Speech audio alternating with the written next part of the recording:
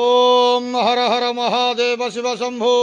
दीपम यदि परम ब्रह्म दीपम यदि जनार्दन दीपो हरत मे पापो पूजा दीप नमस्तुते। धवलेश्वराय बालालिंग महाप्रभु संसार सुखी रखंतो। आज वैशाख मास कृष्ण पक्ष प्रतिपदा तिथि शुभ शुक्रवार रे समस्त श्रद्धालु भक्त मान आश्रीपद करंतु। मनस्कामना पूर्ण करंतु। कर्म क्षेत्रोन्नति करंतु। ग्रहरिष्ट खंडन करंतु। जगतर मंगल करंतु। विश्वर कल्याण करंतु। आपणकर नाम विख्यात करंतु। सेवकर डाक श्रवण करंतु। समस्त गुआवसा भक्त मानकर मनस्कामना पूर्ण करंतु। जो जो भक्त माने आपण पाखे मानसिक रखिंट तांका मानसिक पूर्ण करंतु। हे बाबा धवलेश्वराय बालालिंगाय नमो नमः। संसार सुखी रखंतु आनंद केवार। हरि बोलो।